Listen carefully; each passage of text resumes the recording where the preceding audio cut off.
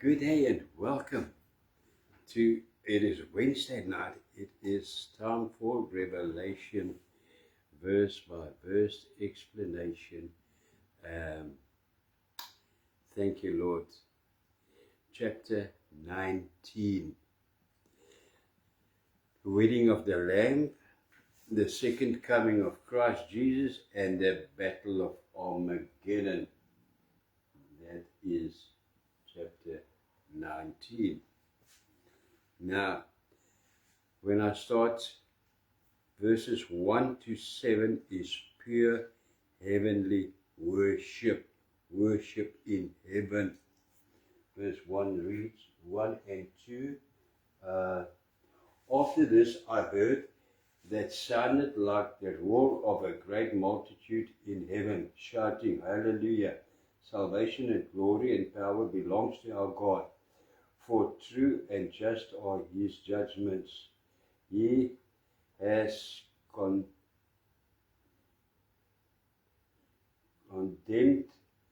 the great prostitute who corrupted the earth by her adulteries. He has avenged on her the blood of his servants. Amen. There is a picture. There is worship in heaven. Amen. Now, nothing strange or nothing hidden in this verse. Hallelujah is the Hebrew name that means praise Jehovah, and is mentioned 5 times in the first 7 verses of this chapter, which is an indication of what will happen in heaven. God will be continuously honored and praised over and over and over again. Amen. Now, to get us back into the picture again, after this, after what? After chapter 18.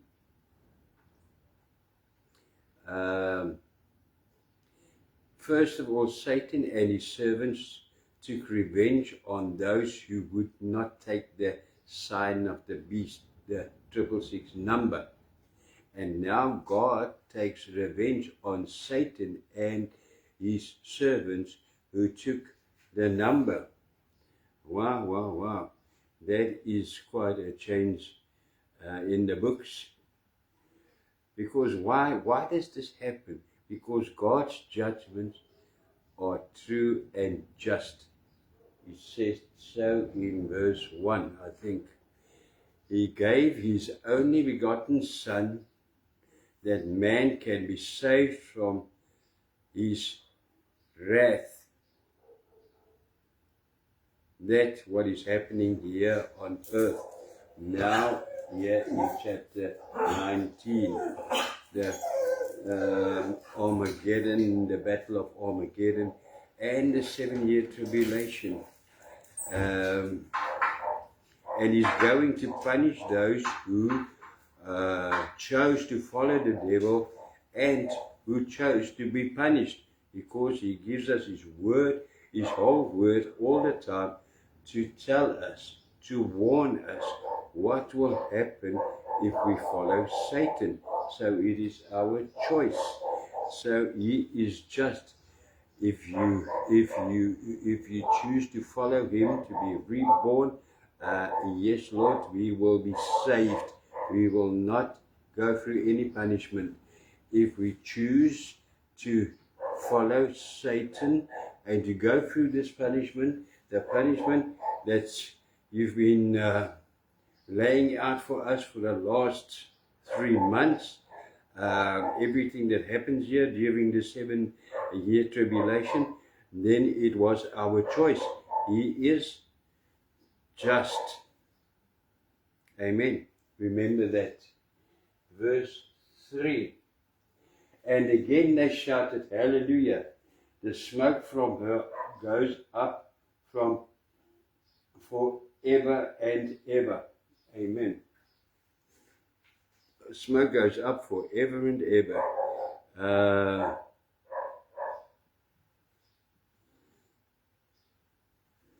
Now,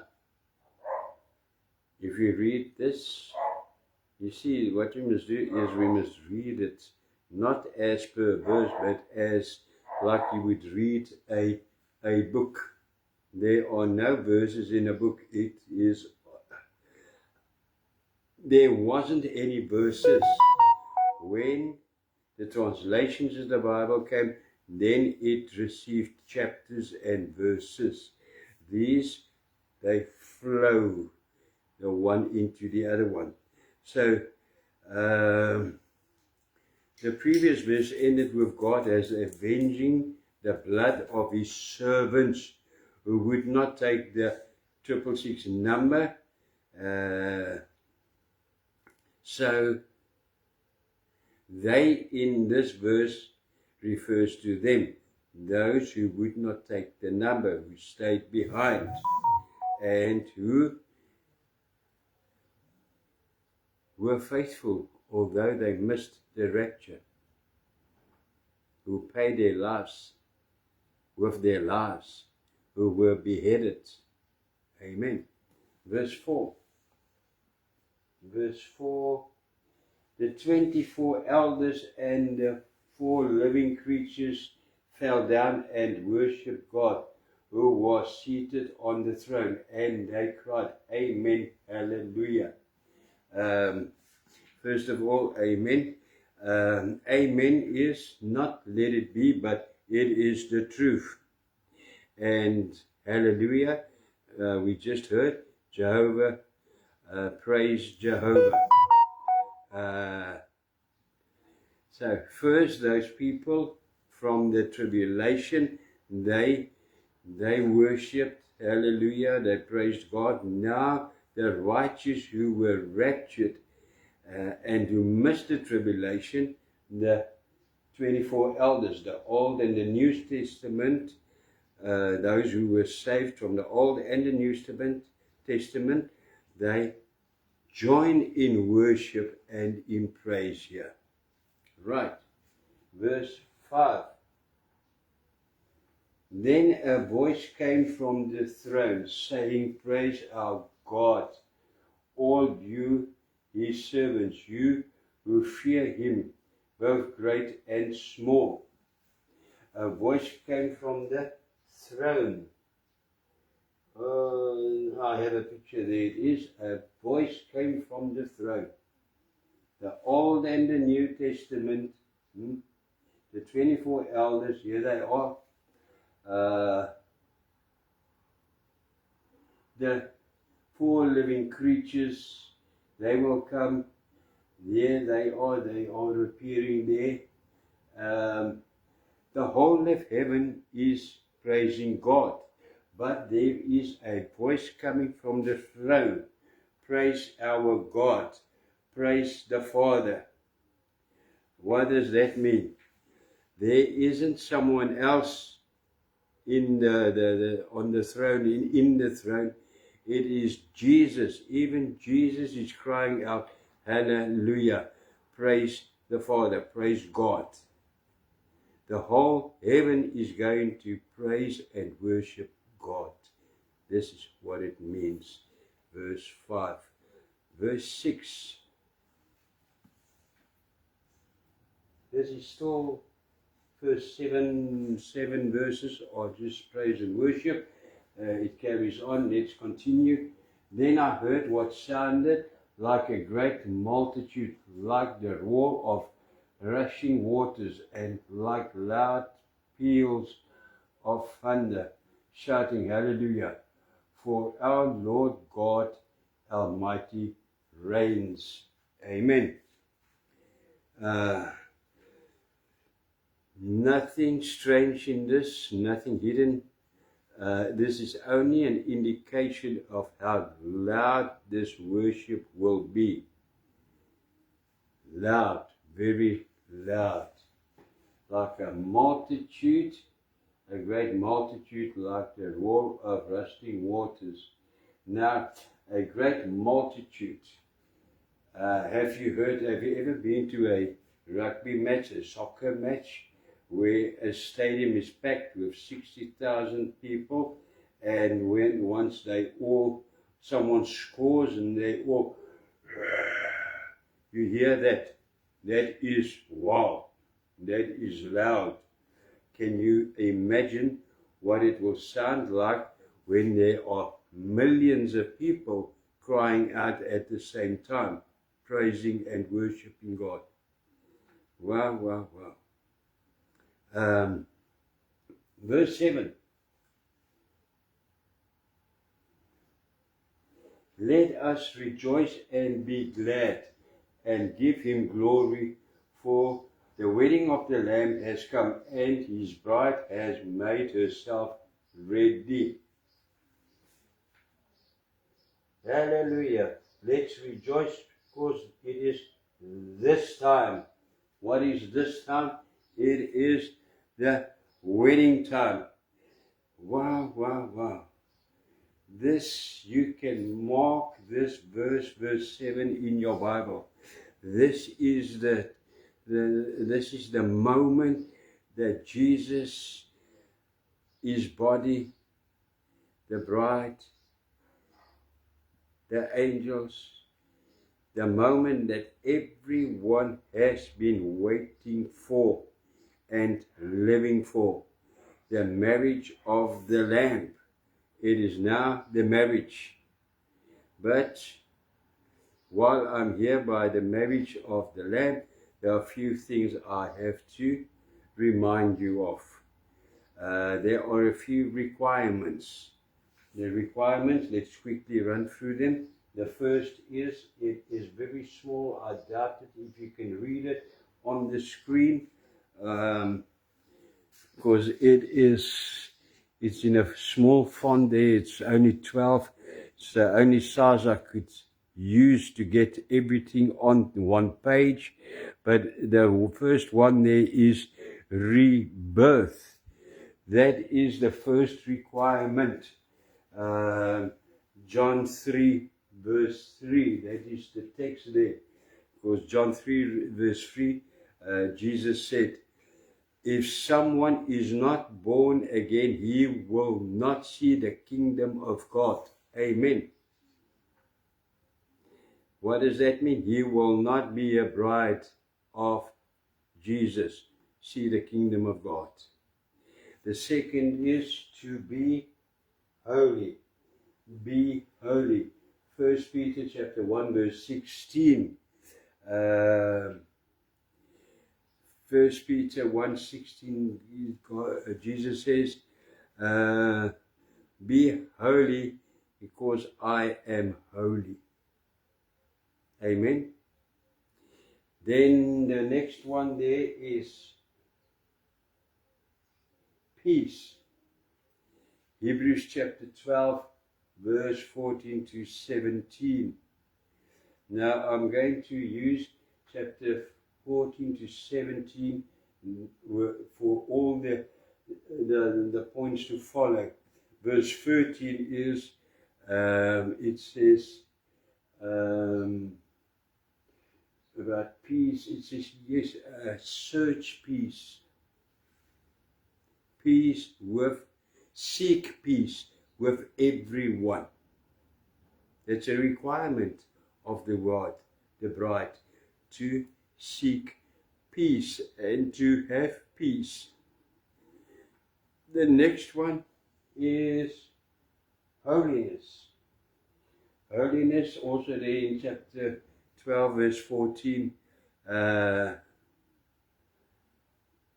it says there, because without holiness you will not see the Lord. Amen. Without holiness you will not see the Lord. Not by believing. Without holiness you will not see the Lord. You need to be holy. Verse 15 says, be mindful, if I have it right, not to fall short of the grace of God. not to fall short of the grace of God. Verse 15. Wow. Then it follows on verse 15. There in verse 15 it still says, do not fall short of the grace of God, and no bitterness. In the same verse, no bitterness.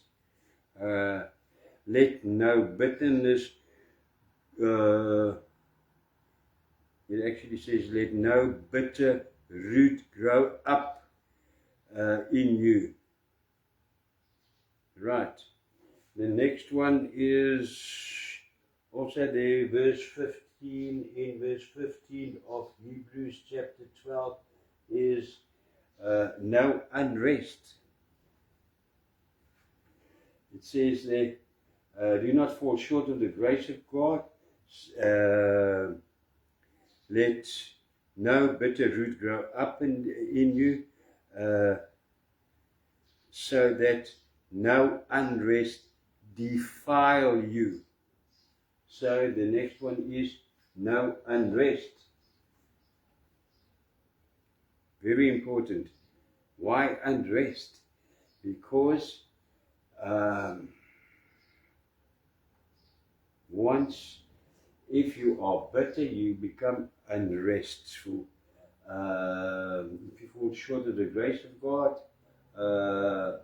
you become unrestful. No holiness makes you unrest.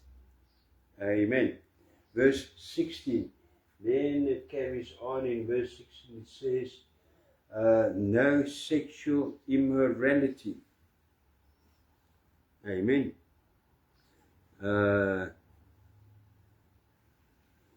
Then also in verse 16 it says, the next point, be not godless. I think the verse reads, not godless like Esau, for a single meal sold his inheritance and was unrepentant, even though he desired it with tears. So, not godless, be not unrepentant. Very important to repent our sins. Repent our sins. Lord,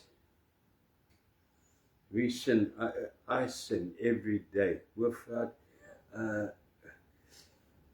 not directly, not with purpose, but I do sin. We don't think what we say things, we do things, and Lord, then after that we realize, Lord, this is wrong, forgive us. Please forgive us in Jesus' name. But it all comes together. Requirements for being the bride of Jesus is to be a rebirth and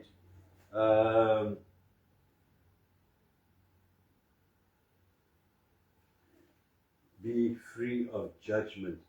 If you don't have these in your life, or they are in place, then you will be free of judgment. Amen. Right.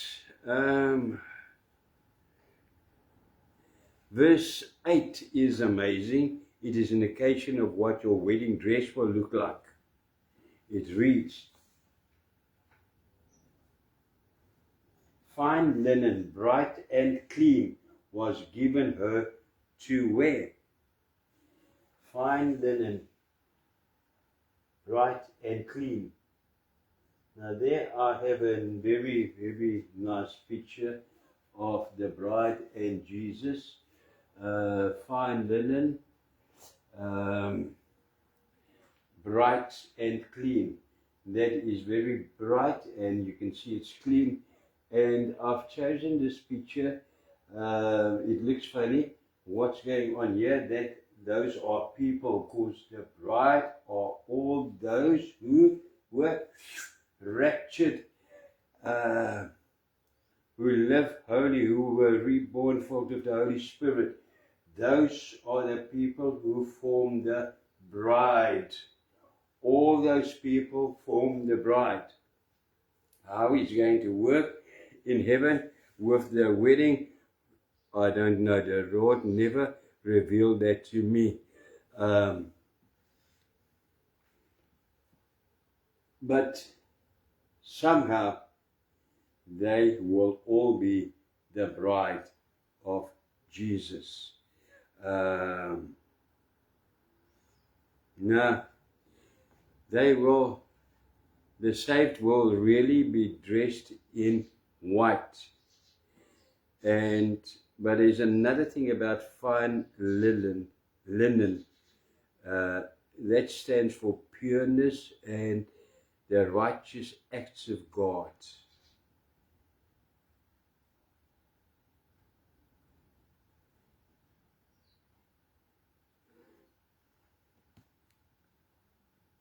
They will all be dressed in white. Wow, wow, wow. They will all be dressed in pureness and the righteous acts of God. Now, everyone is going to wear white in heaven.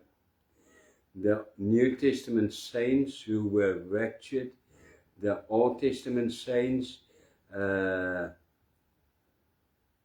who followed the law and who were righteous, the angels, those who went into heaven during the tribulation, all will be dressed in white. But not everybody is going to be the bride. Wait, what you say now? Wait, hang on, I'm going to explain it now. Verse 9. Verse 9 reads, Then the angel said to me, Write this, blessed are those who are invited to the wedding supper of the Lamb. Now there is quite something to this verse, amen. Who are invited to the wedding supper of the Lamb. That is not the bride. This is someone else. Someone who's invited to the wedding supper. Who can that be? Well,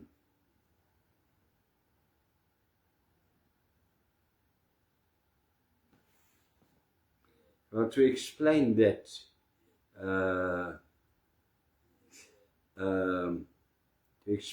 to you, so that you can understand this, I'm using the image of a wedding ceremony layout here on earth. It is something like this, most probably. There is a good layout. There's a table there in front where the bride and the groom sit. Then there's a family table, a cake table in the middle, family table on that side. There's normally a dance floor area there. And then you get all these tables where the guests are. There on the side there is the buffet tables where food is. That is a good layout. Now, those two, the bride and the groom, are never part of the rest. Those people, everyone here, they are all guests. They can never be part of that, the bride and the groom. Right, have that in mind. Now it will make a lot of sense to you.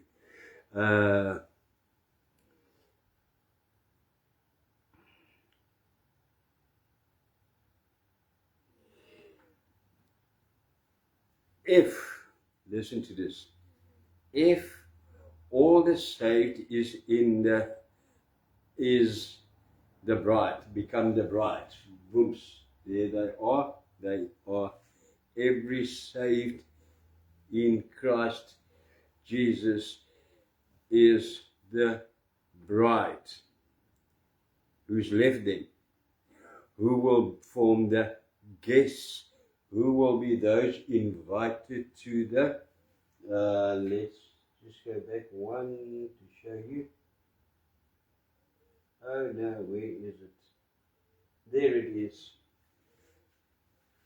Who will be then invited to the wedding supper of the Lamb, if they are all in heaven? Right. Not that difficult to understand.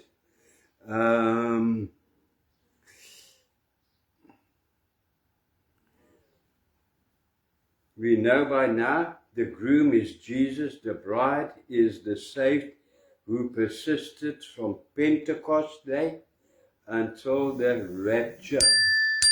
Jesus came on the clouds to get his bride. Those who were ready, who were already in the graves, they were resurrected, and those on earth, they were taken. His bride. We have a good understanding who's the groom, who is the bride.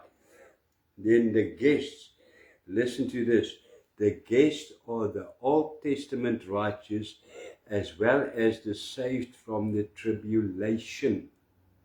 Why the saved from the tribulation? They're in the New Testament, yes, but they were not ready. Only those who were ready will be the bride.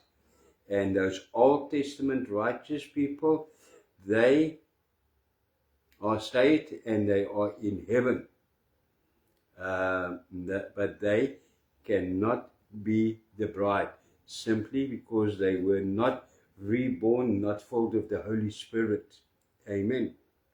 Right. And then who are the angels then? Or where are the angels then? Well, what is the purpose of the angels? Angels are there to serve.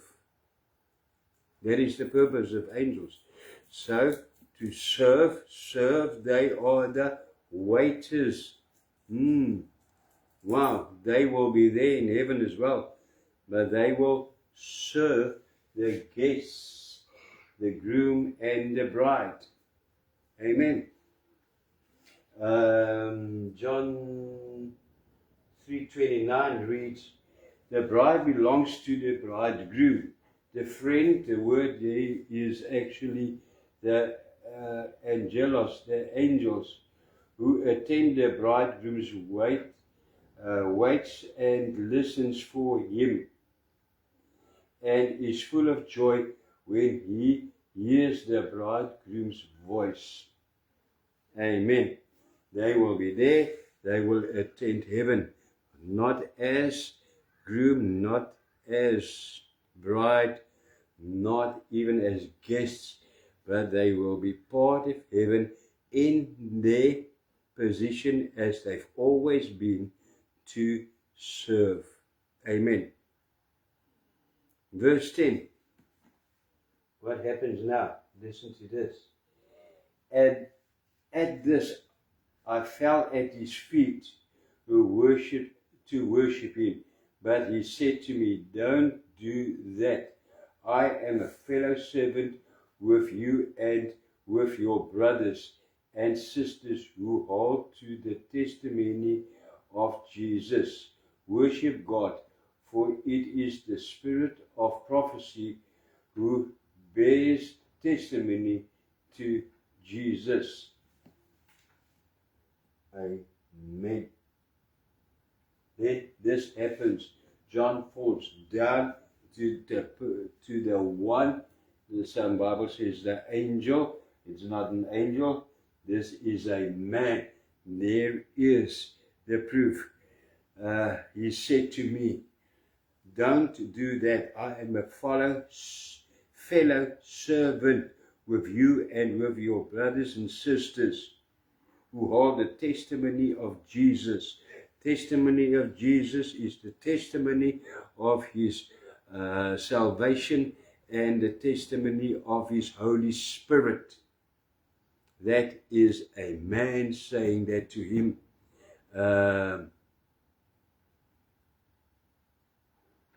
This is why That's not more I can say about this. Right. In the Old Testament, people like Daniel, Jeremiah, Ezekiel, and Amos surely had the Spirit of God spoke to them, and they prophesied the first coming and the second coming, but they did not really have the prophecy of Jesus. They prophesied about Jesus, but did not have the prophecy of Jesus. The prophecy of Jesus is the life that you lead in Jesus. That is the prophecy, that is the witness of the Holy Spirit in you. In the New Testament, the Holy Spirit is only poured out freely to those who are reborn, while those people could hear from God, those prophets, but only from time to time. They were not in this position that you and I am. Lord's really privileged to near to you, to hear from you, to talk to you at any moment, any day, wherever. Verse 11. I saw heaven standing open, and there before me was a white horse, whose rider is called Faithful and True. With justice he judges and wages war. Then he saw this. Immediately after the wedding, he saw this. Now, you realize this is only the second time that heaven opens. The first time was at the rapture, Revelation chapter 4, verse 1. And now here, with the second coming of the Lord, heaven opens again. Amen. What else is there in that verse? Just let me have a look.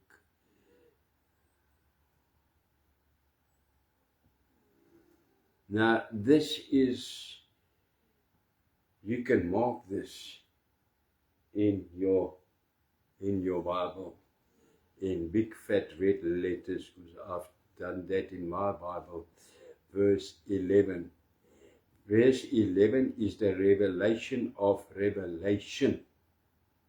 Because the name revelation is to reveal something. What reveal?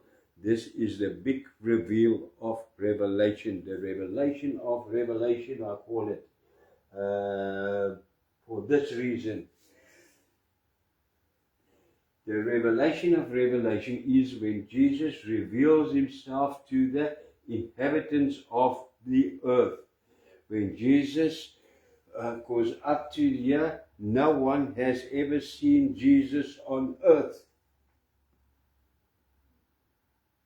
But now he reveals himself as the glorified King.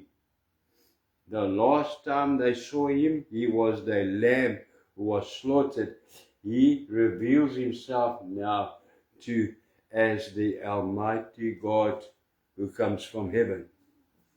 Right. Verse 12. This is what he looks like. Well, not really what he looks like, but a description of the character of the things John wanted to express here. His eyes are like blazing fire, and on his head are many crowns. He has a name written on him that no one knows about himself, but he himself. Right. There is a picture. Eyes like blazing fire. His eyes are not really on fire. This is an expression that his eyes will be piercing and purging, ready to pour out the wrath, his wrath on the wicked. That is what it means. Eyes like fire, blazing fire. On his head are many crowns, indicate that his royalty and his total supremacy. He is the only God now. Babylon has fallen. The earth is in a state. All those kings of the earth, there are no more kings of the earth. They are nothing. He appears. He's the only one who is king and still the king. Right. A name written on him that no one knows, but he himself is confirmation that this is Jesus. And this is connected to the robe Jesus will be wearing. Because on this robe that he is wearing, he will have 4 names. Amen. Let's go there. Verse 13. He is dressed in a robe dipped in blood, and his name is the Word of God. There is his name. His name is the Word of God. That is the name that only John, the writer here, has called him by on earth. The Word of God. You know, you realize that? Yes, hallelujah. There's a few things here. A robe dipped in blood. Why dipped in blood? Because this is the robe Jesus wore on earth during his torture and his crucifixion. He's wearing that again so that he will be recognized, and people will realize that man that we killed, that we said he cannot save himself, that was really the Messiah. That man we crucified, that is really the Messiah. He is wearing the same robe. Wow. Now, is this, what robe was this? Was it just a piece of cloth, or what is it? No. In the original text, it is very clear that this robe was a prayer shawl, called in Hebrew a talit, and it looks like that. Yes, I've seen that. I've seen that on pictures. I've seen that. Jews wearing that when they stand there next to the wall there by the temple. Yes, you are right. Where does it come from? Why are they wearing this? It originates in Numbers chapter 15, verse 7 to 41, where God ordered the Israelites to make a talit with specific instructions, and this was very important. God said there the color must be white with, those are not black lines, those are blue stripes, with blue, royal blue stripes. And on the 4 corners, there's 1, 2, 3, the other one is there at the back somewhere, that you can't see it, but you see there's something here on the corner. On the corners here, and there are things that are hanging there. On the 4 corners, on every corner,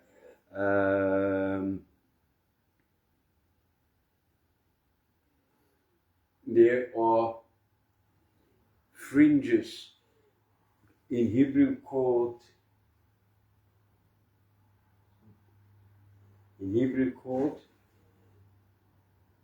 tzitzits. There they are. There is the corner, and out of the corner you see this funny piece of rope there. Now, even that was braided according to a specific way instructed by God. The 8 strings, it consists, every braid that you see here has got 8 strings in it. 8 strings, every string has got 1, 2, 3, 4, 5 knots. 1, 2, 3, 4, 5 knots, 8 strings, and then let me give you a better close-up here explanation. I have a picture. There's the corner. You can see there. I tried to show it there, the corner, and there's the strings. 8 strings. 1, 2, 3, 4, 5, 6, 7, 8 should there be. 8 strings. The 8 strings coming down, and there are 1, 2, 3, 4, 5 knots. And it's a double knot. Not just a knot, it's a double knot. Between those knots, there are turns, wraps, 7 turns. Between those two, 8 turns, or they're called wraps. Between those two, 11 wraps or turns, and the last two, 13 turns or wraps. Why all of these? Because that plays a major role in with the word tzit, whose numerical value is, let me show you, if I can only get the picture.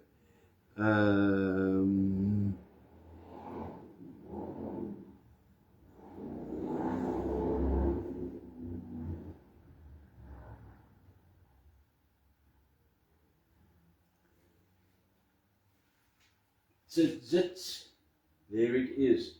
The TZ is 400, the I is 10, the TZ there is 90. You see that is capital, this is small. And then the I is 10, the T is 90. If you add that together, it equals 600. Now, this is where the important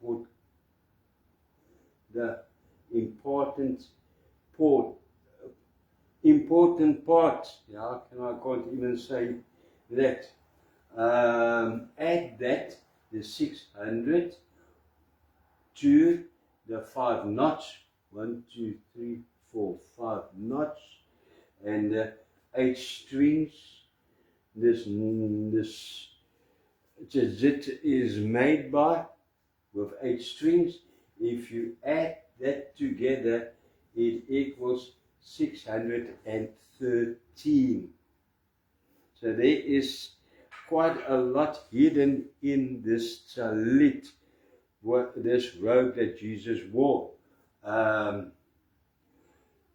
613 is exactly the amount of laws in the Old Testament. Wow, wow, wow. Then there are the 4 corners. Now, the 4 corners are very, very beautifully embroidered. And those 4 corners represent the 4 names, 4 of the names of God.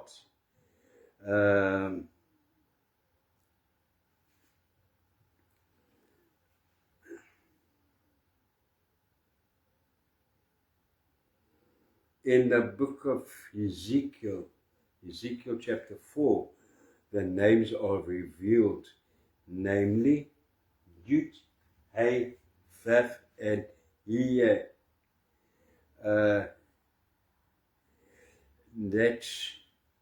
Let me show you where it is. There it is. Now have a good look at that for a second.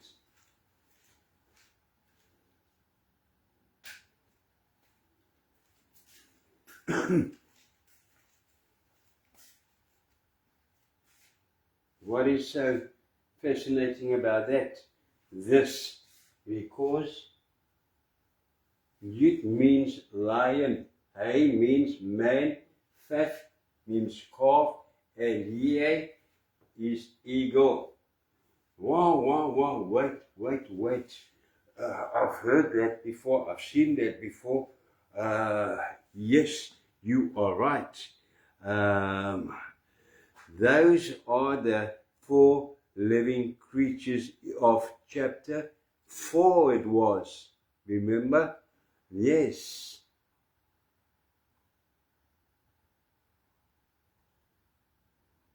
The 4 names of Jesus on the corners. Here I come. I'm wearing this robe that declares me the lion, the man, the calf, the eagle. The lion, the king, the man, the savior, the calf who was offered, and the eagle who ascended to heaven. Amen. Yes. Then also something important on this, just let me go quickly back a few, I'll go back again.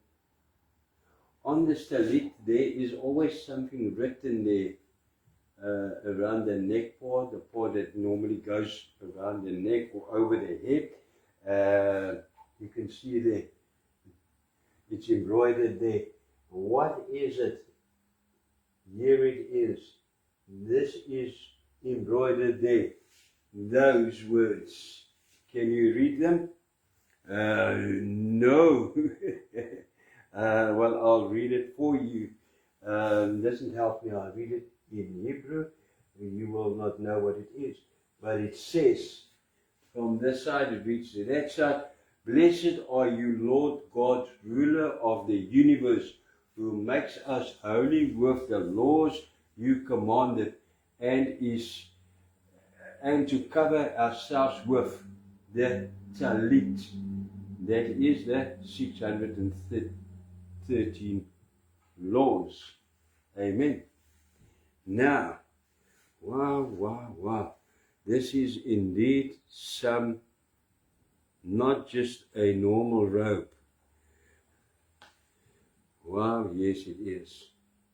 His name is the Word of God, is the name that only John called him in John chapter 1 verse 1 and John chapter 1 verse 14. Well, there was a time that it was quite fashionable, I think, for pastors and preachers to wear a talit and cover ourselves in it, and then we preached. And I did until I could read that. And then I decided, no. I'm not a Jew, I'm not Jewish, I'm not Old Testament, I'm not saved, not saved, because there are a few things that is 100% that I can say amen to. Blessed are you, Lord God, ruler of the universe. That is amen. But the next part, I cannot. That's why I cannot wear it. Who make us holy with the law you commanded. No, I'm not being made holy by the law. I am made holy by the precious blood of Jesus and by His Holy Spirit. Amen. That's why I stopped wearing it. Right. But let's go to verse 14. Not many verses. I think 7 left. Verse 14. The armies of heaven were following him, riding on white horses and dressed in fine linen, white and clean. We've been a few times through white linen, white and clean, righteous. They were righteous, but they were following him on white horses. Now that is something, that's expression of the verse. Here they come, Jesus in the middle. That white robe is full of blood, is red. That picture is not 100% correct, but and they were all wearing white, all covered with righteousness in Jesus. Wow, wow, wow. Here they come. Won't that be a face, something to face, something to see, but even more, will that not be something unbelievable to say, wow, there I am, I see myself, there, whoa, they all have hair. But I want to say is, it must be some experience. Wow. These redeemed and the resurrected saints, they are the army of the Lord. And they are many. The Bible says, we've read it, they were as many as the sands are by the sea sand. Those are millions, and that is not all. In that army, if you think that is enough, no, that is not. There are still the angels forms part of this army. Now, how big does it now get? Wow. Wow. All right.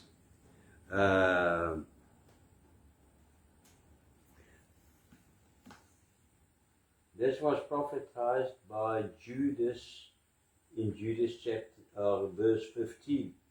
It says, to execute judgment on all, to convict all who are ungodly among them of all the ungodly deeds which they have committed in an ungodly way, and of all the harsh things which ungodly sinners have spoken against him.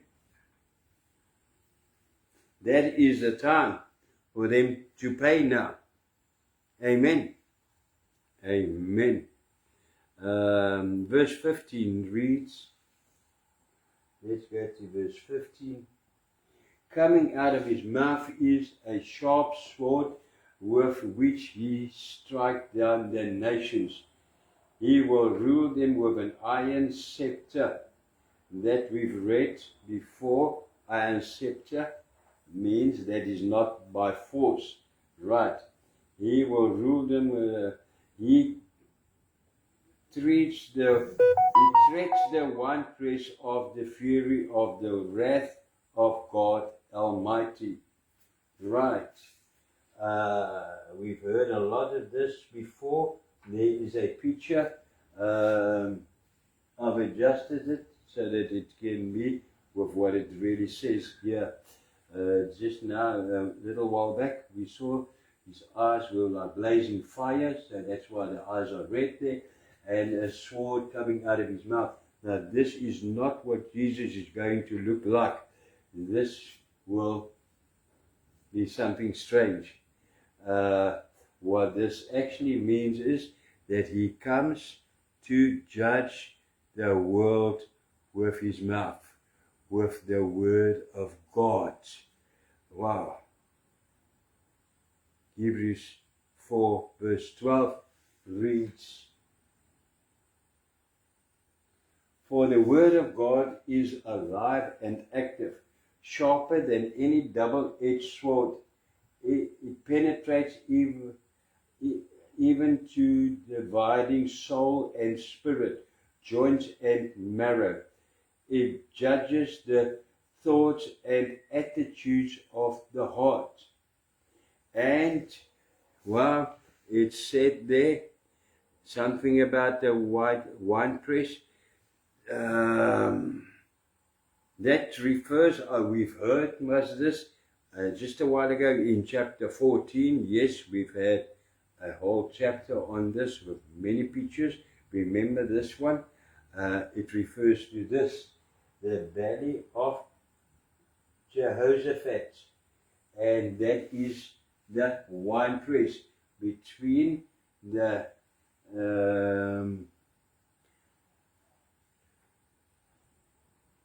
olive mountain on this side, the olive mountain, and on that side the temple mountain.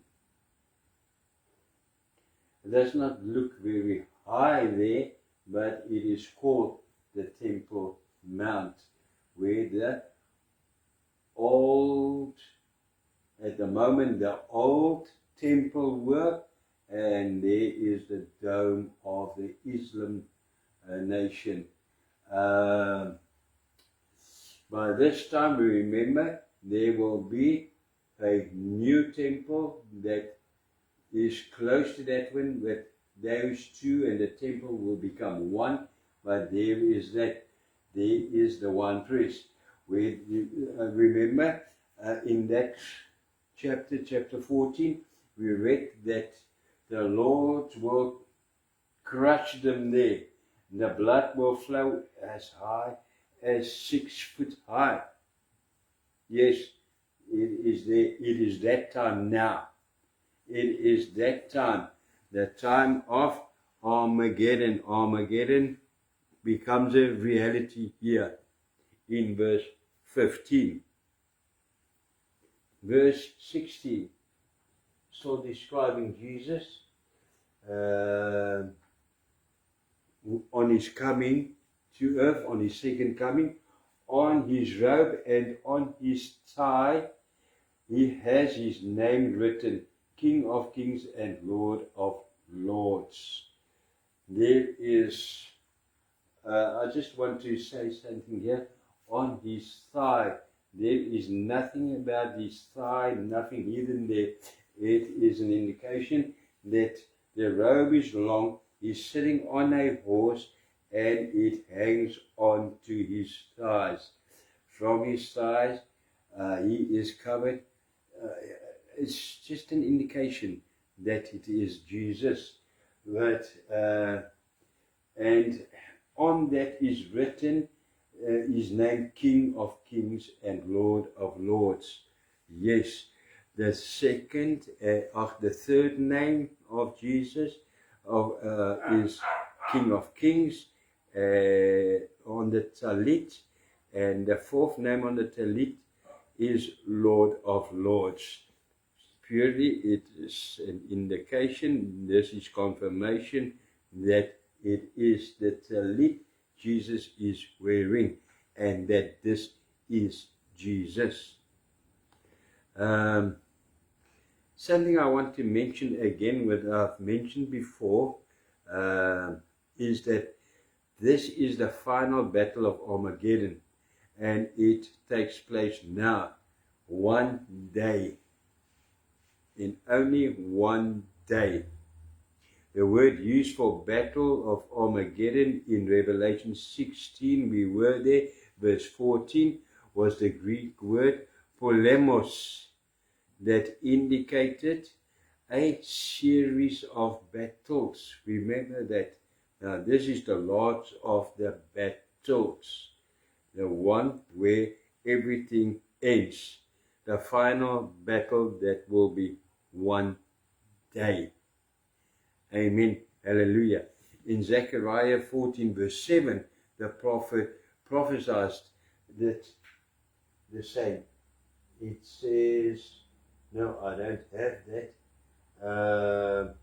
There I have a picture, the final battle of Armageddon. There is the black, dark, evil, the black shows, And here is, you can see everyone here is in white on their white horses. It is white, holy against evil. I think it's not going to look exactly something like that, but I think it's a good illustration. Amen. Zechariah 14 verse 7, I see here, unfortunately we don't have a slide, but I'll read it. It reads, it will be a unique day, a day known only to the Lord, with no distraction between day and night. When evening comes, there will be light. That doesn't mean this day is going to be long and long. No, it means by the end of the day, when evening comes, when evening really comes, when it gets dark, there will be light. The darkness on the earth finishes here. It will be over. It will be light. Amen. That's what it says. Verse 17.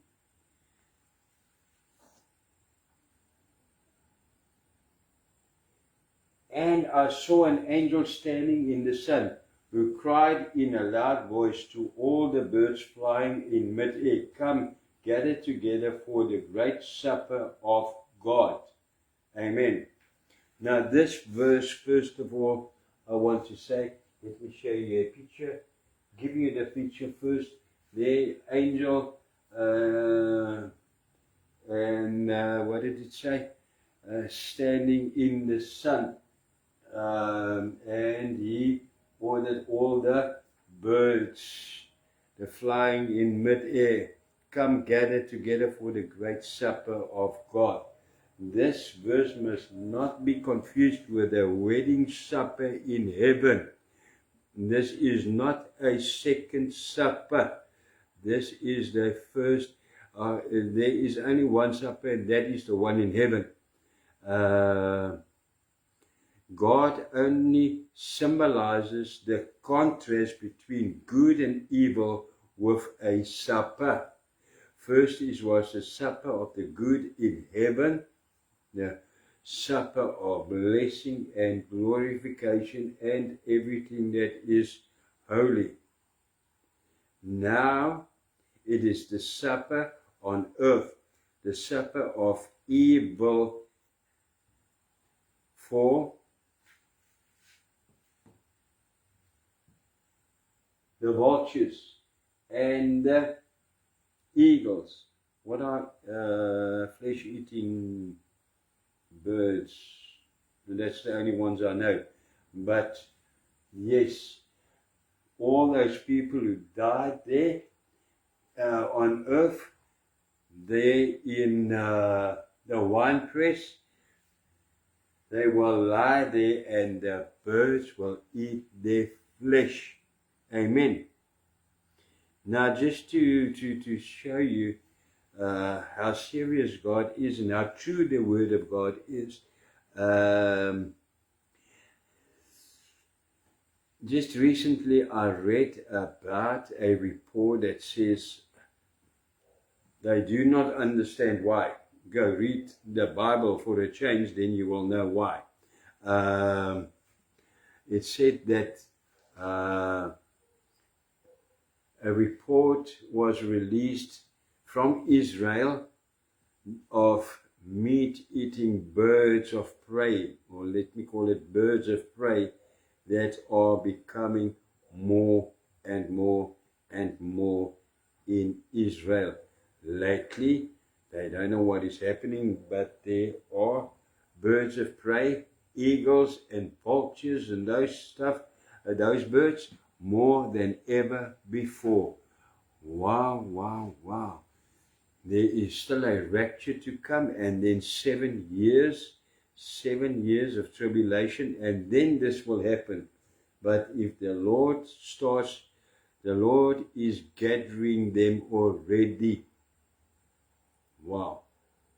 Let's go to verse 18. so that you may eat the flesh of kings, generals, and the mighty, of horses and their riders, and the flesh of all people, free and slaves, great and small. Amen. Exactly what it says. This was also prophesied in Matthew 24, verse 28. Jesus answered and said, this was prophesied by Jesus himself. Wherever there is a carcass, there the vultures will gather. And it is somewhere else as well, in Matthew 17:37. And Jesus replied, where there is a dead body, there the vultures will gather. Amen. Now there it becomes a reality. Let's go to the next verse. Verse, 19. Verse 19. Then I saw the beast and the kings of the earth and their armies gathered together to wage war against the rider on the horse and his army. Amen. What is happening? Wow. The armies who fought against Israel now turn together and they turn to Jesus and the heavenly armies for war. Nothing hidden in this verse. They tried to take on Jesus. And they will have the guts because, remember, the time that he was fatally injured, then the people asked, who can touch the beast? Who can make war with him? They will believe that they stand a chance. But then this happens. They gather together to wage war against the rider on the horse and his army. But, next verse, the beast was captured, and with it the false prophet who had performed the signs on its behalf. With these signs he had deluded those who had received the mark of the beast and worshipped its image. The two of them were thrown alive into the fiery lake of burning sulfur. Amen. They are getting ready for war, but this happens. Amen. Hallelujah. I love this. I love this. I love this. The beast and the false prophet.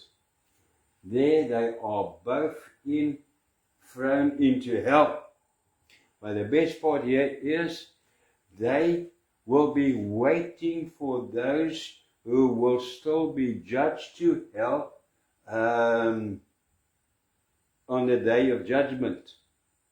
Now can you imagine, you followed this and you've put all and everything of your heart into this, and you followed it, you believed it with all you have, and here you are judged to hell. You come there and you see, here is my hero, the king that I believed. Here he, the Antichrist and the false prophet, the beast and the false prophet, here they are in hell as well. They are actually waiting for me. Really, what a shocker it must be. Okay.